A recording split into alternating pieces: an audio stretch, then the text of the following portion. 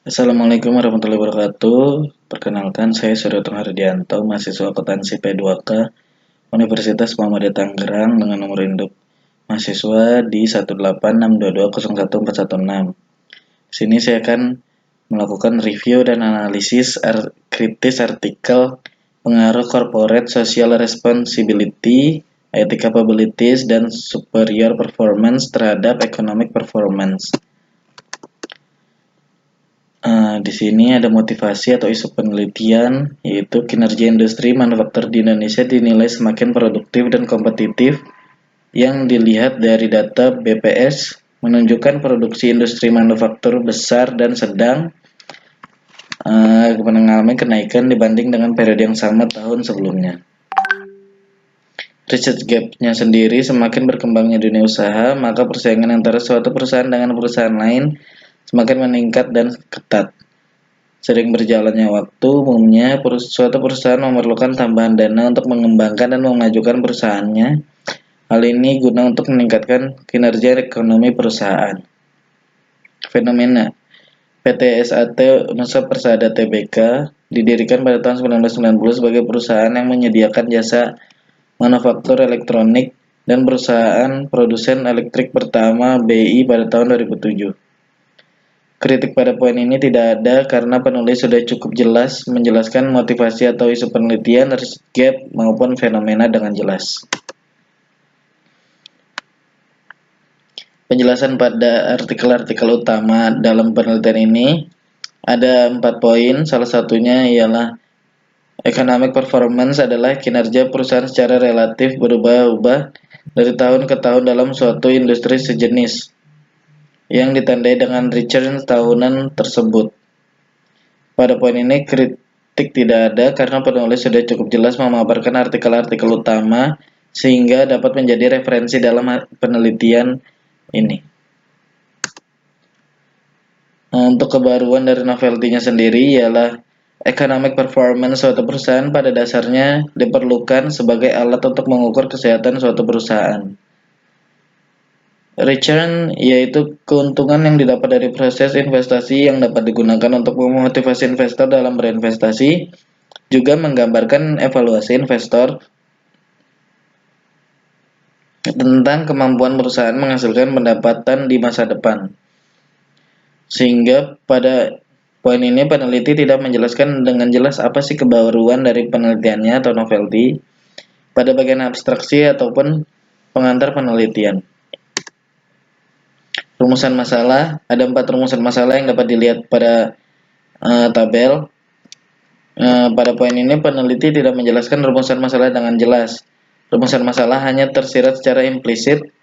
Seharusnya rumusan masalah dijelaskan pada bagian latar belakang penelitian. Rumusan masalah yang disajikan ialah hasil penelaahan dari reviewer merujuk pada hipotesis dalam penelitian ini. Untuk tujuan penelitian ini sendiri ada 4. Salah satunya mengetahui pengertian dari teori sinyal, teori legitimasi, teori stewardship, economic performance, corporate social responsibility, IT capabilities, superior performance. Pada poin ini, peneliti mengkonsep tujuan penelitian dalam bentuk hipotesis. Seharusnya antara tujuan penelitian dan hipotesis dibuat dalam bagan terpisah. Untuk kontribusinya sendiri, bisa dibaca untuk poin 1 hingga 4. Peneliti sudah cukup jelas memaparkan kontribusi dalam penelitian ini. Dan giran teori yang digunakan ada teori sinyal, signaling theory, teori legitimasi, dan teori stewardship. Peneliti sudah menjelaskan secara eksplisit serta dapat ditarik keterkaitan dengan judul penelitian. Keterkaitan yang digunakan dalam grand teori sendiri, peneliti sudah menjelaskan keterkaitannya dengan penelitian yang dilakukan. Bisa dibaca dari teori signal, teori legitimasi, dan teori stewardship yang ada.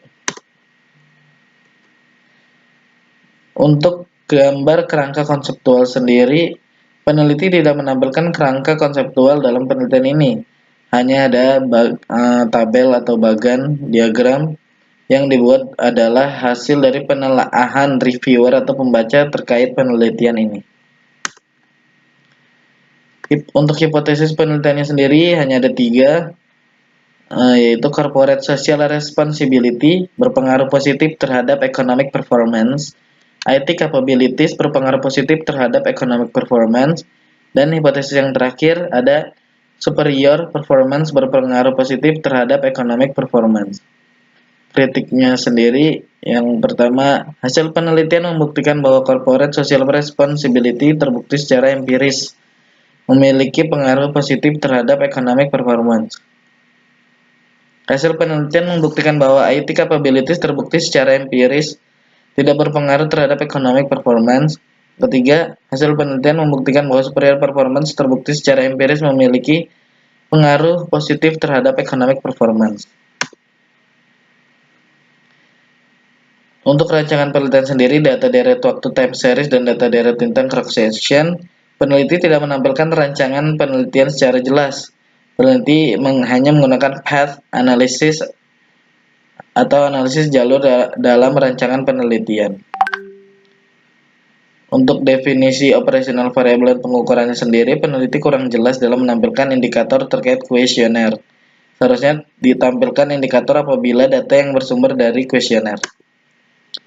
Kesimpulan sendiri, tujuan dalam penelitian ini adalah untuk menguji pengaruh corporate social responsibility, IT capabilities, dan superior performance terhadap economic performance. Penelitian ini menggunakan 18 sampel perusahaan manufaktur yang ada di Indonesia dari tahun 2014 sampai dengan 2018. Berdasarkan hasil analisis dan pembahasan yang telah dilakukan menggunakan regresi data panel, maka diperoleh kesimpulan sebagai berikut.